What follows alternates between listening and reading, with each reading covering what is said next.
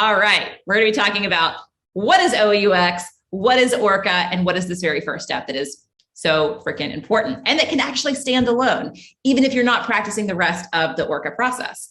So object-oriented UX, simply a philosophy for designing digital systems that respects, acknowledges, recognizes the fact that people think in objects. And because people think in objects, we need consistent and recognizable objects to understand an environment or a product, whether that is digital or physical. So as someone that practices object-oriented UX, what we do is we deliberately align our software, our apps, the digital environments that we're building to the user's real world mental model of these very concrete and defined objects and their relationships, so that these abstract digital worlds can be as naturally intuitive, hopefully, as the physical world we evolved in. So this is all about the fact that as digital designers, we are not beholden to the laws of physics. And because we're not beholden to the laws of physics, we can often create objects and things that are not very recognizable. So we need to introduce part of our process. Really, we have such a strong part of our process when it comes to the verbs. This is the missing part of the process that really focuses on the nouns, missing in quite a few processes. If you're not 100% convinced that people think in objects, I highly recommend this article that I wrote quite a while ago. It really goes into that psychology. I've got a few more pieces on Medium. We also have a collection now. If you go to resources, we've got collections. There's a collection all about the psychology behind object-oriented UX, where you can dive into this a little bit more and look into the research that I've done. But for right now, come with me, suspend your disbelief. Humans think in objects.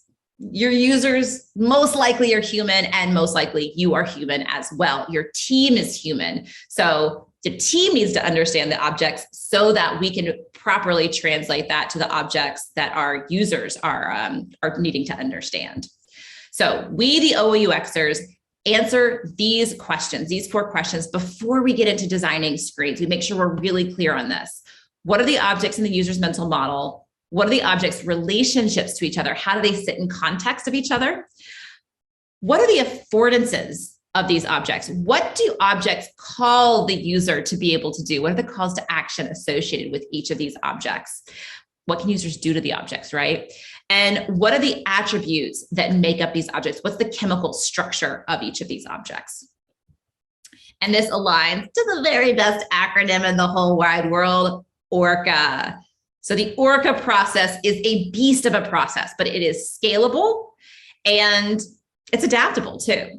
So in its canonical form, it is 15 steps. All right. We go over 4 rounds of the ORCA process. Again, in its canonical form. Round 1 is just discovery. We're going through the O, the R, the C, the A at a very high level, really just figuring out what kind of questions we have. Second, we're going into requirements. We're going to a deep dive on the O, the R, the C's, and the A's. Then we go into prioritization. We have this nice picture of the landscape, and then we cinch down on what we're actually going to sketch and prototype and test in round 4. All right. So I want to be really clear. This is not a new UX process. It's a new piece of your existing process. It's a process within a larger process. Okay. So most likely at your organization and within your practice, you're doing some sort of research and design, hopefully. Okay. Maybe the research, that diamond isn't as big as you would like it to be, but you probably have some sort of form of research, some sort of form of design, whether you're agile or waterfall or something else, or safe, whatnot. You probably have these components. Okay. Some sort of diverging on the research, converging to define the problem. This is, of course, Bill Buxton's. This is Bill Buxton, right? The double diamond. Now I'm questioning myself. Put it in the chat if I'm wrong about that. And then sort of some diverging, brainstorming solutions, and then coming into a refined solution. There's an obvious weak point in this process, right? What is happening between these? And this is where I think our industry is not necessarily winning with flying colors, okay? And this is really where that ORCA process comes in, okay? I'm not telling you to do anything different on research and design. We're already doing that. But how we synthesize our research and turn it into structure that design can hang on, how we make sure that research, how we pull it together into a user-centered structure that also our developers can work from as well. So from design, I also think, and I'm kind of ad-libbing here, that design is not just going to be those wireframes and the flows that we need to come up with. It's also the technical design too. So how can we make sure the research comes into the technical design as well? And also the ORCA process provides a really good gauntlet to let you know that you haven't done enough research, and collaboratively help the entire team know, make it very, very clear that there are high risk questions that we are assuming we know the answer on. Basically, complexity doesn't have anywhere to hide. Assumptions has nowhere to hide in this process. It susses all of those questions, those unknowns out early on before you get into design, so that you know you need to go back to research and you don't waste your time. Okay, so it provides this nice gauntlet to make sure that you're ready to go into the next step. So ORCA supports everything you and your team already do, okay? The UX research, the content strategy, the design system work, the visual design. This is going to make everything else easier. It's not going to replace anything. All right, so kind of like at a high level of where this fits in the OOUX process, in the ORCA process, we've got some artifacts, an object map, a CTA matrix, a few other fun diagrams that we cover in those first 3 rounds. Then when we get into the 4th round, when we get into sketching, we have this sort of OOUX style sketching of pulling all that information directly into cards, components that represent objects, detail pages or detail templates, listings. Okay, so how do we actually go through a list of all of these, and landing pages where we're sort of dashboards and home pages and that kind of thing, and we can kind of hang that all together into a clickable prototype. Not necessarily with all the interaction behind each of those calls to action. We want to make sure that that mental model feels really good first. Like, test, do we have the right things? And are these the things that users want to do to these things? Get that in front of users. Test that before you go into all of the intricacies of actual interaction design. IXD and user interface design is expensive and time consuming. We got edge cases. Now we're dealing with the end user. We're going back and forth now. So we really want to make sure, is event the right object, and does booking an event make sense on this site? Is that even what users are trying to do here? It's a really simple example, but how often do we create features and functionality that's not really important to the user, right? Or even integrate objects that the users don't care about. All right, so it's all about really confirming that first. So what are objects? Objects are those real world things that have value to the business and or the users. So they make up the user's mental model and or the business model. So think people, places, things, content types, okay? So if we're thinking of an app for public parks, maybe our national forests, we might have park, city, trail, review, playground, back. Those are the real things. We're not talking components here. We're not talking about top nav. We're not talking about the gallery slider. We're not talking about the drop downs, okay? That's going to be our packaging for this stuff. We want to figure out what that valuable stuff is before we figure out what all the packaging is for it.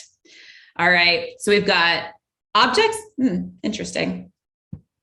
We've got our object. This is another important concept to know, to get into your head, is the difference between an object and an instance. So I often say that objects are like the cookie cutters, and the instances are those individual cookies that get churned out. Okay, so if we have park as the object, Acadia National Park, Badlands National Park, Grand Canyon National Park, those would be instances of the park object. Okay. So when we go into object discovery, all right, each of these steps has multiple activities, okay? So there's lots of things that we do in object discovery. The very first thing is that noun foraging, okay? We could do the noun foraging, and then we're probably going to be talking a little bit today about consolidation, maybe some instances, because in the noun foraging, we might pull out some instances. But this is really, we're just going to be scratching the surface of the ORCA process here, and I know you'll already find value from this. So noun foraging at its best is we're taking information, not at its best, at its most baseline, okay? We're probably going to learn how to best to do it today. Noun foraging at its most baseline is an analog process of going through, parsing through a lot of information.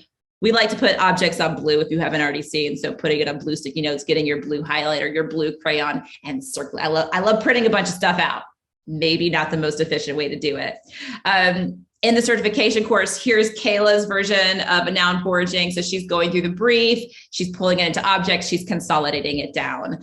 You can also look at the existing system or competitors. Here's what Nat's done, also from cohort 6, pulling down for a redesign of Avino, trying to figure out, okay, what are the actual objects in there? When we're figuring out, is it an object? This is a framework that we like to use, SIP. And you can do a champagne cheers every time you find an object, the OOUX drinking game. So we want to see, does it have structure? Does it have attributes? Does it have instances? Can I come up with some examples of the thing? And does it have purpose? Is it just a means to an end, or is it something that users are actually coming for and using and value? Okay, so that's the kind of questions that we ask when we're trying to define, is this noun that we found in noun foraging, is it actually going to be an object in our system?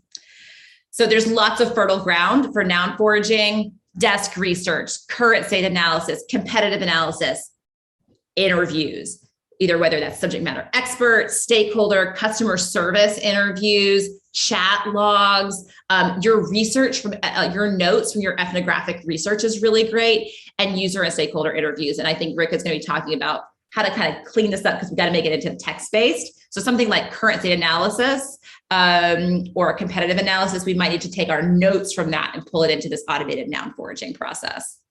But if you only use one of these, talk to your users, even if you're visiting with them over Zoom, listen to those nouns that they use over and over and over again.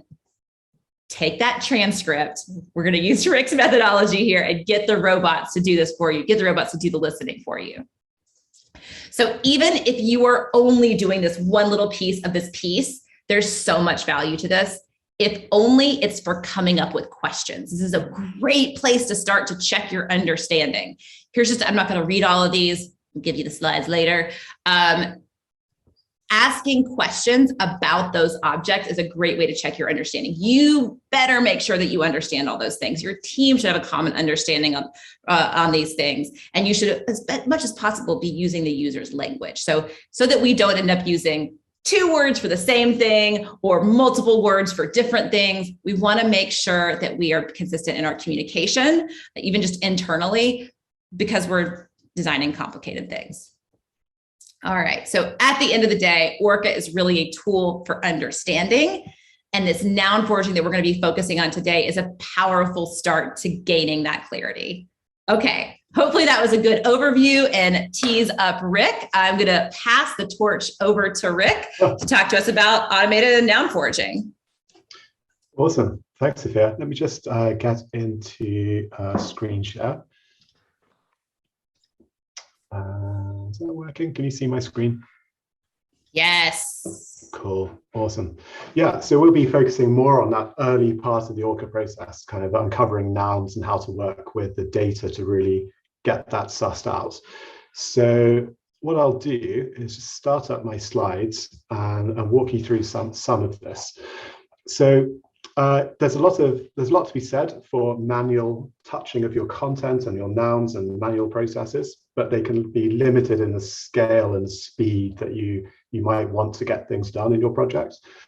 And this is kind of the problem I had about a year ago. I love a good manual process, physical stationery, and be able to touch things, but I had a lot of data and not a lot of time. So I went to the OOUX forum and tried to find out if there's a way to get software to do the heavy lifting of giving me nouns to work with. And that really begat a little bit of a journey to kind of do what I've kind of been calling machine noun foraging. And I've done it 2 main projects so far in healthcare, one at Alzheimer's Society and currently at Moorfields Eye Hospital. And really what the foundation of this is parts of something called parts of speech tagging. So I'll touch on that a little bit. I'll give you an overview of where you can go to find nouns, especially to feed into software. And I'll spend a little bit more time on like a practical or a walkthrough about how I actually do that. And if we have time, I'll touch on some of the merits, things I think works quite nicely with this, and then some things that you kind of need to be aware of because nothing's perfect. So parts of speech tagging is kind of the term you might want to be Googling if you want to dig into this a bit more. But a more useful term, I think, is grammatical tagging. And what it really means is the process of marking up a word in a text or a corpus, and in a way that that word corresponds to a particular part of speech. So its definition, but also its context in prose in a body of text. And for OOUX, this really means using software to find and tag nouns, using in text-based data, using computational linguistic algorithms. Sounds super cool, but in practice, at least in my workflow, is really basic. So here we have a screenshot of some raw text that's been pasted into a tool, and then getting that tool to do the tagging. And it's here you can see it's returned adjectives, verbs, prepositions, and crucially nouns, the things that might be proto-objects. So in terms of places to go looking, the crux really is text-based data. And at face value, this doesn't sound super sexy and super rock and roll, but it's actually really, really juicy when you get stuck into it. And places you can go looking are things like your user research data. So maybe you have surveys, and in your survey, you might have radios and Likert scales and checkboxes, not that data. If you have inputs and text areas where your respondents have inputted prose and strings of text, these are fields that you could download in bulk and then feed into tagging software. Or if you've got recordings of interviews or usability engineering sessions, whether that's a video file or an audio file, you may already have AI in those tools that can create an automatic transcript, which you can download as text and feed into tagging software. And if you don't, like Teams and Zoom have it, I think, baked in, you can still use other tools to kind of get this done, and then really get that text data from your library of user research that's run in the past or things that you're commissioning as part of the project. Another source I found quite interesting, and is a rather heretical one to kind of ever say anything nice about, is PDF, which is a justly maligned format. But in the context of noun foraging, it's actually quite a useful source, partly as a signal, the type of content that tends to live in PDF, for right or for wrong really, but tends to live in PDF. And also because it wraps everything up into a single source, it's just easy for you to work with. So if you find a good domain definitive source or a domain definitive PDF, you might be thinking about annual reports or the 5-year strategy for your organization or a competitor, or maybe it's user manuals, or maybe it's information that happens to be printed out for your customers, but ultimately lives in a PDF. This could be actually a juicy source for this process, even though it's not really what you'd actually want to be delivering to users in reality. Other sources are not necessarily so obvious, like social listening and social conversation data. So if you can get hold of exports from databases, maybe it's a user forum that you have or a forum you can access, or maybe you're commissioning proper social listening work. You can use the raw data from that, whether in this example from Alzheimer's Society, 1 million conversations about dementia from Twitter, from forums, from newspapers, from blogs. You could feed in that primary data from the horse's mouth of your users into parts of speech tagging software, or even if you only have access to the reports that sit on top of that data, you still have really, really interesting data for user research anyway, but especially for feeding into parts of speech tagging to get those nouns out of text. There's a fighting chance your organization has at least one and probably more than one CRM in play. Maybe that's customer care or the help desk or customer complaints. Slight variation on perhaps on web surveys, where in these systems you'll have text-based data. And if you get read access to them, have a look around, see what types of data are coming back from your customers, particularly where it's text-based data, make friends with the dev, get it exported, feed it into parts of speech tagging software. Another way I quite like is using machine-built inventories or software-based inventories, where you point software at your site or a competitor's, or just a site that's domain definitive and relevant, even if you're not working on a web project, because you can scrape and index very quickly all of some really juicy sources of nouns, whether it's the well-formed URLs or the titles or the headings or the meta descriptions, and feed that into your kind of tagging as well. And depending where you start on a project, maybe you're inheriting project documentation or you're joining a project, or maybe you have a brief from a client that you might be working with. It might not be the most sexy of sources, but it's still a source that you can potentially go off and forage and mine the nouns, which might be the things, which might be the objects that are relevant to the organization, for the users, and then the domain in which it's operating. And finally, web pages, huge source of potential nouns. And this is more the body of the text rather than maybe the shell from a content inventory.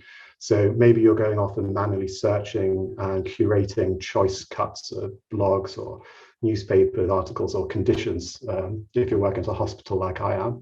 Or maybe you're using really powerful parts of speech tagging software to actually automate that and go off and crawl the web or follow certain links that you feed it, or even download an entire website and have it automatically crunch the parts of speech for you, are all really good sources. You can go off and very rapidly get quite large data sets that are quite relevant, whether they're controlled by you or are from the world. But like any sources, you kind of need to know what you're dealing with. So, you know, how valid is your source? Is it actually from an actual customer verbatim in an interview? Or is it actually a document produced by corporate marketing? You can use both, but just be aware of what you're working with, what it may include, the language it might include, what it might omit. Just, you know, not all sources are equal. Some are very much more equal than others in this sense, but also the quality. So maybe you have a website, but it's just very poorly made. The URLs are junk. No one wrote the meta descriptions. Inventorying it's not going to get you very far because the way the content's been structured just isn't a good enough source. And think about the size and the spread. If you have a very skinny source, maybe you have a project document that's just a one-pager. There's just not a lot of content to work with. Or maybe you're only using one source. That might be good enough for your purposes. Maybe you just want to roughly understand the domain to have a conversation or have some questions to validate in a workshop. But if you really want to look into understand the domain, you really need to be triangulating and aggregating across sources. So not just one user interview, all 20 of them, not just your content inventory, but all of your competitors as well, or maybe all of those and cross-pollinate it. It may be okay to use one source for your purposes, but if you really want to get good data, you need to have more than one source. In the same way, you wouldn't just do one usability test and say you'd fix the issues or anything like that. And finally, it hasn't been something that's really affected my work, but I haven't seen parts of speech taggers really work beyond major European languages. That just could be something, the tools I'm using, but it may be relevant to your work, depending what you're trying to work on.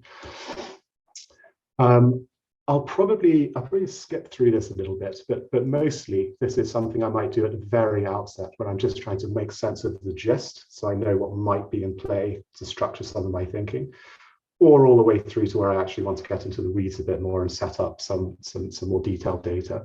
So I might be really kind of spending some time rapidly discovering and doing some very high level definition, and I found it quite useful for that, to then really kind of set up a proper ORCA process or feed that data in. But that's just how I've been kind of using it and finding it quite useful. I might skip through a little bit to kind of keep to time, but yeah. So you could use this as a very rapid way of setting up a workshop. So instead of going in cold with a blank canvas or just with your best guesses, and then trying to your participants needing to lean on their recall and their domain knowledge, you can seed the deck with data. And they could reject it, or they could discuss it, or they could conflate it, or it could trigger recall of things that just weren't in your sources.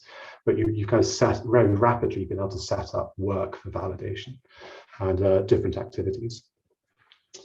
So this is a very grandiose way of what I find is my kind of workflow makes it sound very kind of grandiose. But this is just me using basic parts of speech tagging software and then playing with it in spreadsheets. And this is where you might want to follow along. I'll go through a very high level of the steps, and then there's a link you can follow if you want to get a hold of the spreadsheet and some sources to play with. So the gist of what I've been doing is finding my source, getting it open, and copying the text. And in this case, the example I'll be using is a good PDF to work with. It's very large, it's over 10,000 words. It covers a whole domain. And it's wrapped up handily in a single source to work with. I paste that content into a tool, and partsofspeech.info is a good web application, I think built by academics at Stanford. It's very easy to use. You don't need to install anything or sign up. I get it tagged. I download the nouns as a text file, and then I stick it into a spreadsheet where I can start doing things to the nouns. So some of the things I do when I paste it into spreadsheets are sort it alphabetically, so I can just group all of the nouns by type, because by default they just come out in the order they turned up in the source. And then I might kind of filter them by the count and see, well, what nouns turn up most, what turn up least. And I look for plurals, because plurals can mean instances, and instances can mean objects. So Sophia mentioned in her kind of setup, one of the kind of tests for an object is, does it have structure? Does it have instances, or many of them, many national parks, for example, and some kind of purpose. So I look for anything ending in S, and then I might tidy that up and merge them. So in this example, conditions, plural, and conditions, singular, turns up twice. Okay, I might merge that into conditions, singular, amplify its signal. So it turns up 22 times instead of 8 and 14 in this screenshot. And I might potentially normalize some of them as well if I think that two nouns are actually the same thing, even though they're turning up as different nouns. And I might clean up some junk just to make the data easier to work with.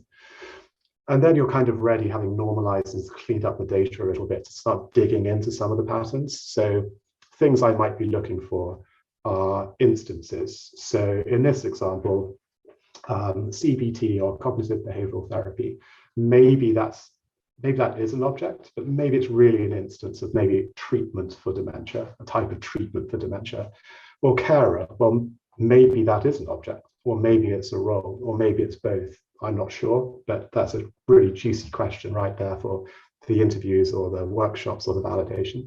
And I just kind of go through, looping through the source, making notes, looking for patterns, looking even for opportunities. There might be a noun in there that you just have a good feeling about.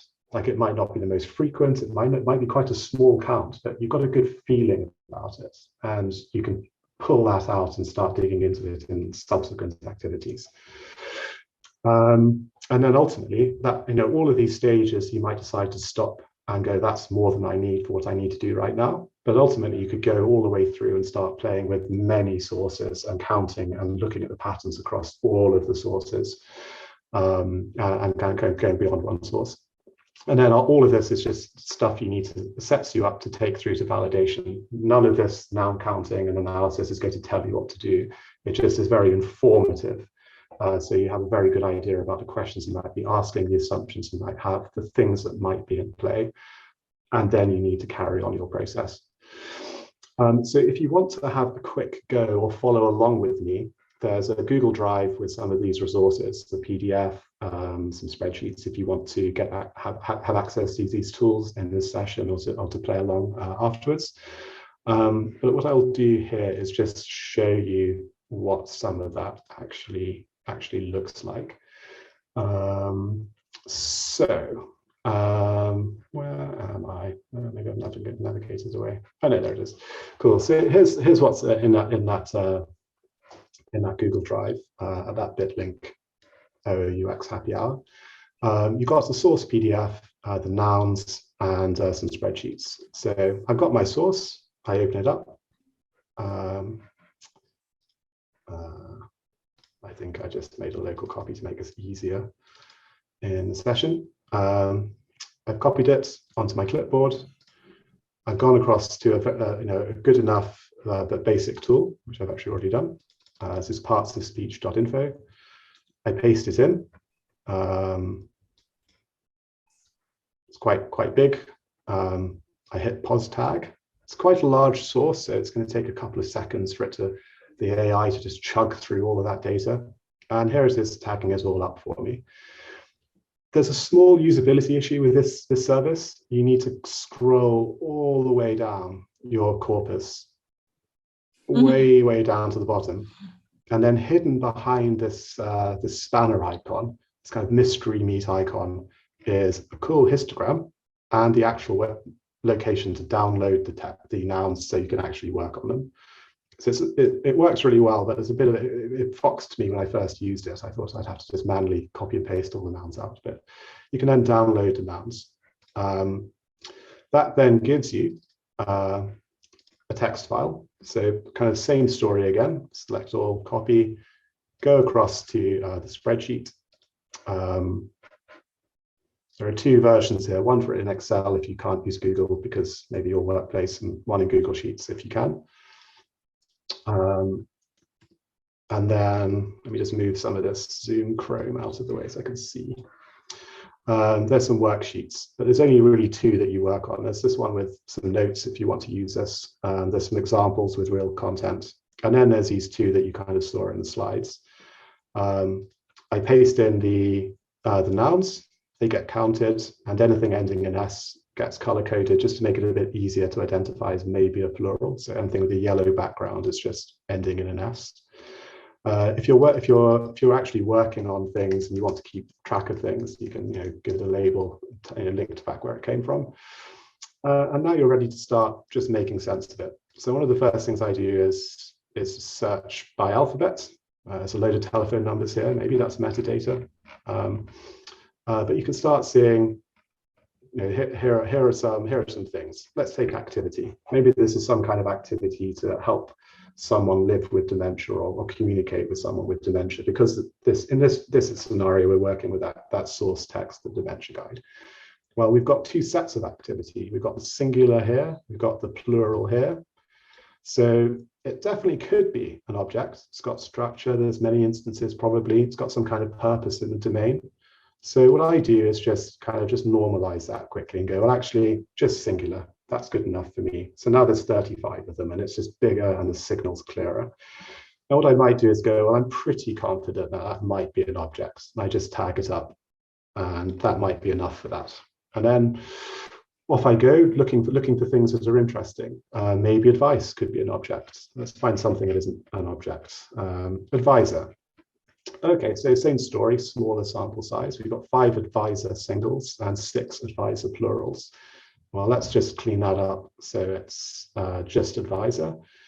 Well, that could be a role. That could be an object. I'm not sure. I'm going to tag it up as a role, but maybe that make a note. Role. Have a look. Or maybe I do something like to sort by frequency and see what some of the patterns are there. So no surprises, dementia's turned up a lot. Maybe that's an object, or maybe that's an instance of a bigger thing like a condition. Let's move on a bit from dementia, maybe it's a bit too big. Support, so you can start seeing that some of these turn up a lot. Information, maybe a bit nebulous, maybe you need to dig into what that really means. Services, okay, dementia service, support service. Okay, that looks like quite a big one. So what I might do here is maybe go, well, there's almost certainly a singular service in there somewhere. It might not turn up 134 times, but what I'll just do is use find and replace to guess that there's probably a singular form, lock it just to this spreadsheet, replace all. Okay, actually there's 171 of them. It's actually bigger than information. To resort my things, etc. You can get the gist of just going through this. You've got the proto things, the proto objects, the nouns, stripped of any UI or any other context, and kind of seeing a kind of a purity here from that text-based data that you can start digging into, thinking about the gist, thinking about the system, thinking about some of the questions and assumptions you might have to validate with. And if you are working across many sources, what you might do is go across, so let me close that down. This other sheet, step B, and you can just I paste in the source when I've cleaned up those nouns and I just have the ones I'm really happy with. It's probably chugging away in the background. Yeah, so up there you can kind of see it's just doing a bit of thinking. But once I'm in here, when I have more than one source, I can start maybe just doing a little bit of curation. So I know maybe dementia is interesting to me. Service is something we saw. Advisor was something we saw. I start just making notes about those. Like maybe these are the ones I'm interested in. maybe some of those roles or metadata, those attributes from ORCA, if they're in my mind or in my notes, I might pull them across here to the single view. And what happens initially is it just goes off and counts every time that turns up from every single source, although this time there's just one source, and goes off and counts them, draws a graph, helps you get some analysis. And you can see one that's a little bit more fleshed out here for one of Sophia's kind of project briefs from the certification for Chef's Kitchen. And you can see there's many sources. You can have a bit of a play, start seeing some of the patterns and setting yourself up for further work, further validation. So it's pretty straightforward. For me, it kind of hits the sweet spot of simplicity, speed, cheapness, and grounding in data, although the caveat always is it depends on the quality of your sources. Coming back into wrapping this up. Yeah, so things I think are quite nice about this. It's fast, it's cheap, and it really helps you very rapidly see the wood or potentially the objects and some of the other things for the trees from sources potentially at scale, but very quickly in any domain or landscape that you're kind of interested in. It's grounded in existing data, and ideally you're going to be using primary data that's domain definitive at scale and from many sources, but you're not just making stuff up, you're grounding it in something that's been produced and is real in the world. If you're inheriting lots of user research, or you're commissioning lots of user research, it's a way to kind of integrate some of that into like a structure beyond what you might be using the recordings of, say, your interviews for. In addition, this is an additional way to use that data and reuse it, particularly if you're more interested in maybe back-end content strategy or information architecture. And I find it really useful to kickstart kind of research question and an assumption definition for follow-up and validation, as well as trying to have a bit of an idea of the domain. And it's like Sophia says, like if ORCA and OOUX is a way to get project questions from the future, this is really, I find it a clear example in noun foraging anyway, but especially when you're doing it at scale using software. But it's not perfect because nothing is. There is no amazing method that just does everything, or it has no flaws. The most obvious one is it's only as good as the source data. If you feed rubbish into it, you're going to get rubbish out of it. So that the case study from Chef's Kitchen in that sheet, or that dementia guide PDF, are good sources. They're going to give you can see hopefully some patterns coming through. But if you pasted something that's just not very good in it, you'd not get anything good out. Noun frequency, like how often a noun turns up, is really useful, really good rule of thumb, but it's not a gospel. Just because something turns up a lot doesn't make it true. You still need to like dig in and validate it and suss out, even if it's, is it relevant to what you're making, even if it's true in the world. And don't discount things that maybe are in the body or the long tail. There could be gold all over the place, and counting it is useful. And seeing the frequency of occurrence is useful, but it's not a gospel. It only works with text-based data. So if you're trying to get content out of infographics or videos at scale, you might hit limits, like maybe you just can't auto-transcribe that many hours of video. So you might have limits about what kind of stuff you can feed in. And it only works with data you already have access to. So it could limit your scope to innovate. Like we might have to commission new research if you think there are gaps, for example, in your data, or what you're trying to feed into this process. And finally, I mean, some people just hate spreadsheets, and it can be really useful, but you might not like working with spreadsheets, and they might not be your bag. So this could limit how much you kind of get out of this process, because ultimately you need to kind of filter and sort and try to touch this data a little bit. And this type of work can kind of fail the headphones on test. Like you could easily spend too long by yourself listening to a podcast, mining sources, crunching them, making graphs, and you might spend too long in this process. It's very easy to go down a rabbit hole and not validate or cross-check with your team. I touched a little bit on, I'm not sure how well this scales beyond major European languages. Parts of speech.info, that little web service I used, is cool, but I've been really surprised I haven't found more of them. I thought they might be 10 a penny on the internet, but this is actually the only one I found. So if it goes down, it's going to get a bit more complex for you, because to my knowledge, you now need to go into a world where you need to sign up for something or install something. And that's doable, but it doesn't really get as easy as copy and paste into a web page. There's some stuff, and particularly from actually something from Jennifer, who helped like sense check some of my slides and some of the sheets I kind of spun up for this. Like maybe you could use this beyond nouns. So maybe you could start mining verbs for the language and frequency, things that might be your call to actions, or an affordances on an object potentially. Yeah. So yeah, I found it really useful myself. Happy to share it, but you know, it's something I've made and used mostly by myself. So there's probably any number of things that could be made better about it. So if you use it and you find a way to make it better, or you use it and you've got questions, or it's hard to use, let me know. I'll be really interested. Let me know on the forum, or you can access the slides and the sheets and contact me via my website as well if you want to. Yeah, and finally, if you're into meetups, and at lunchtime, particularly if you're in North America, or in the evening if you're in the UK, we're spinning up my meetup. The research thing is we're spinning up our summer talk, which is going to be summer event, which is going to be on user research in extreme domains. So maybe children versus elderly people, or terminal diseases, or extremes of demography. So if you're interested in coming, follow. Or if you want to speak, or you know someone who'd like to maybe really is working in kind of an extreme user research kind of scenario, do put them in touch. Be really interesting. Yeah, so that's my whistle stop tour of machine noun foraging. So I'll just come out of the Zoom screen share and stuff. Yeah.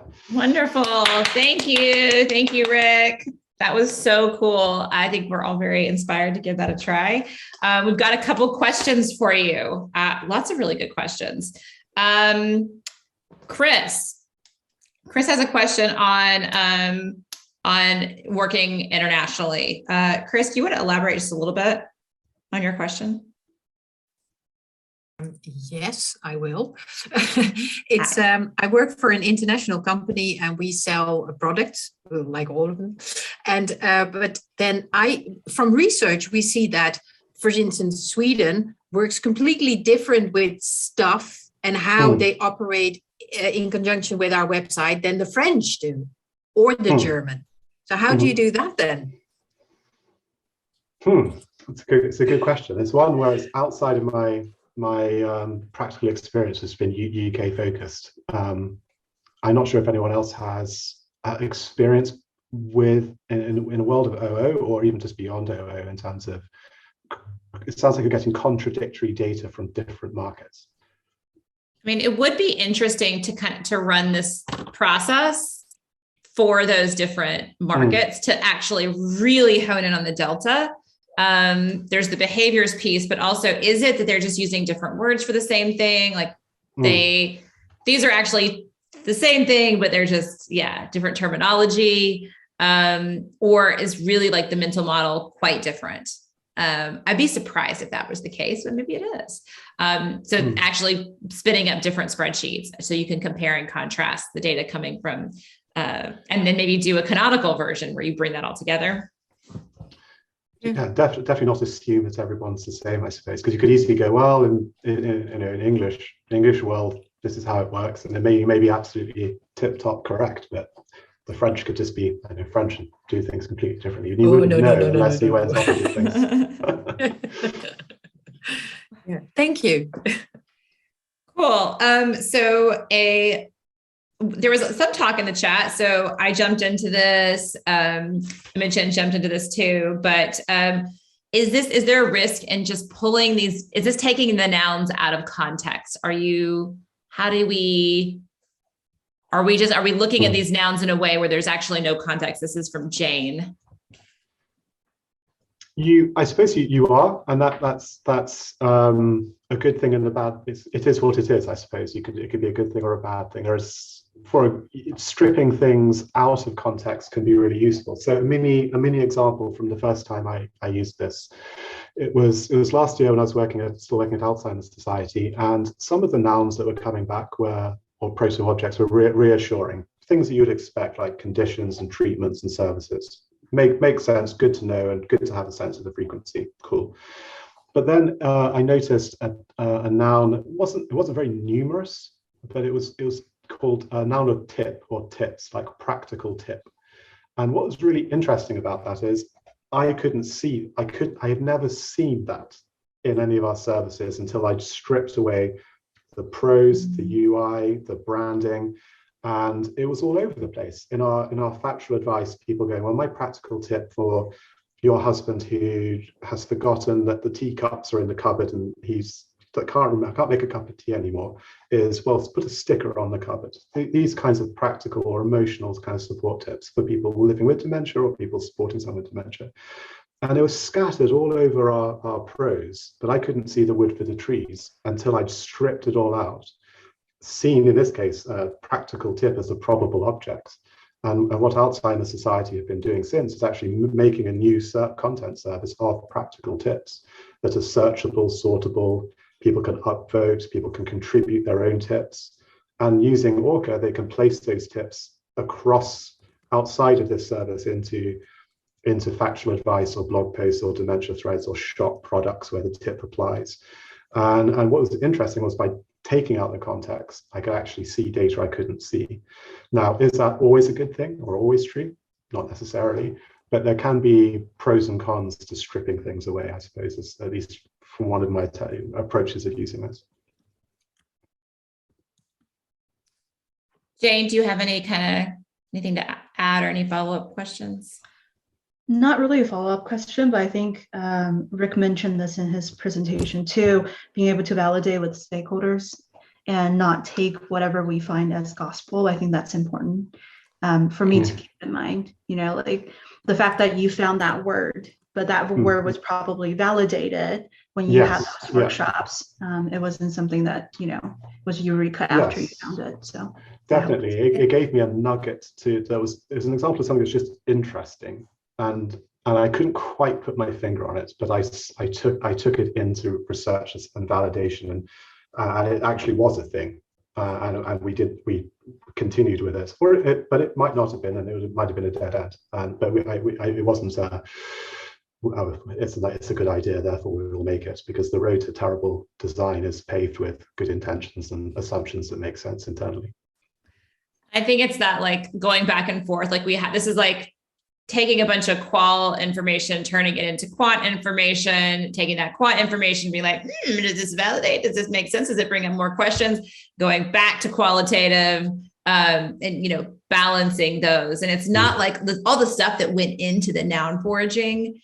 It's not like you don't read that. Like you might not read everything, but like maybe you read a sample of 10 user interview transcripts and you pull in 30 or something like that. Maybe you don't have time to read all 30 or 50 user interview transcripts or all the chat logs, but you're reading enough so that your subject matter experts and we all have some of that context, that you're not just looking at it completely dry.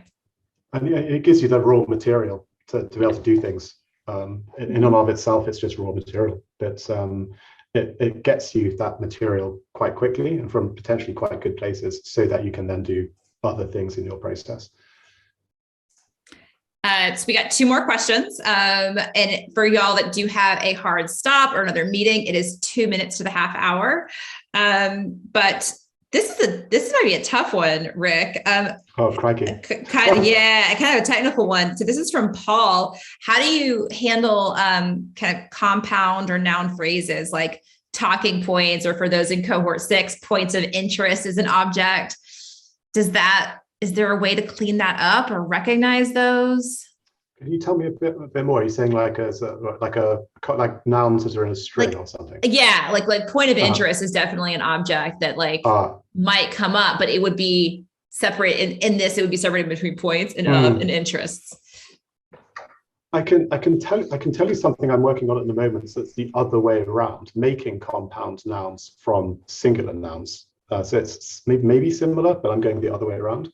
So in the project I'm working on at the moment at Moorfields Eye Hospital, I've been looking into news articles and stories, and I've been looking at nouns and wondering if some of the nouns like breakthroughs and breakthrough and research or press and release are actually potential objects as our research breakthrough. Like we Moorfields is Europe's largest, oldest eye hospital. They do a lot of innovation, like the world's first 3D printed eye is something we did this year, for example, that kind of international medical breakthrough type stuff.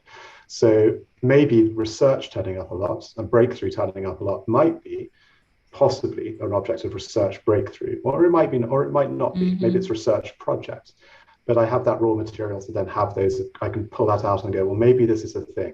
Maybe it's not, but I now have raw material to work with and validate. So I'm not sure if that quite answers your question, but I've been kind of going at it the other way around, building compounds out of singulars. Maybe you could deconstruct it the other way around, but in whatever case, you need to validate. And another way you might do that is if you do have the raw material, like in a Word doc where you could do a find and replace. And if you know, like if you added hyphens, like if you knew point of interest was something that might be a thing and you want to count it, or talking point to Paul, you could add, say like replace talking point with talking hyphen point. Would that in the yes, yeah, it would pull it out. Find and replace is definitely your friend. You can, I mean, you saw a little snippet of it where I was kind of cheating because I knew there was service singular somewhere else, but it's at a different frequency and off screen. So I quickly found and replaced it and sorted it out. But you could use find and replace to just modify at scale your things and make new nouns by doing that. You could do it manually, or you could use the spreadsheet to do some of the heavy lifting for you. And if it goes wrong or it's a dead end, just go back, Control Z or go through the version history and just reset it. Cool. Okay. Last question. This is from Marissa, who I think has dropped off, but we'll get her question anyway, because I think other people might have it. What about she's working in a really complex domain with lots of abstract objects. Will this work in the same way for those really squishy abstract objects or nouns? I'm tempted to pass this one across the fence to Imogen Levy from cohort 3, who's been using us in the UK. We have something called the National Health Service, which is kind of the public healthcare system.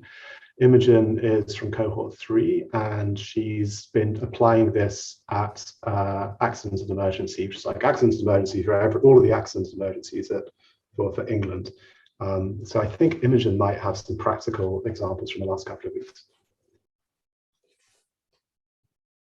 Sorry. Yeah, I mean, I guess my short answer is yes, it will help you, even if it just helps to start make sense of some of the complexity. So I'm using it in 2 different contexts. One, to understand the system of the NHS. So this isn't because we're building a product. This is because we need to understand the operating models in which we're working in. So, this isn't a classic kind of OOUX approach, but I'm using it to help understand the complexities of the models in which we're working in. So yes, it's helping there. And then I'm also using it practically for product development and product design, which is obviously where it's sort of, it's a lot easier and more straightforward. But both contexts are working for me. I think system-wide and more complex, it's helping engage the conversations with stakeholders. So I can just start those conversations around, like, what is it we're dealing with here? What are the things? What is important to us as a business and to, the population that we're trying to support? So yeah, it will help, but you will still have to do a lot of wrangling.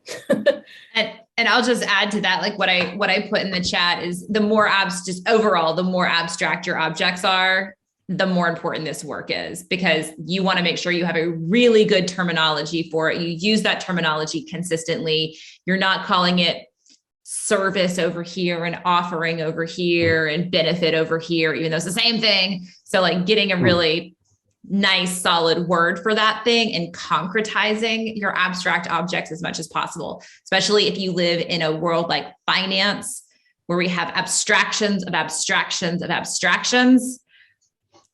I mean, you really want to kind of bring it back to things that are more grokkable for the human mind. This is why sometimes, not to get on a soapbox or anything, why finance people really, I believe, get in trouble with finance, is because even something like a credit card is multiple layers of abstraction. And we don't really do that. We can do it. We're like, I think the only creatures that can, but we don't do really well with abstraction, especially if we're like stressed out or not using our full cognitive abilities. So if you've got abstract objects, like OUX is definitely the place to be. It doesn't, some people think it's the opposite, like, oh, our objects aren't clear, we shouldn't be using OUX. The opposite is true. So yeah, I concur with that for sure. Cool. All right. Well, we went a little bit over here. We always try to stick to about an hour, but thank you all for being here. This recording will be up sometime next week on OUX.com. And yeah, thanks again for being here. Put additional questions. You can put it in the meetup. Get us on Twitter, our Facebook page. Maybe join that, our very, very infant Facebook page. All right. Y'all have a great rest of the week. Bye.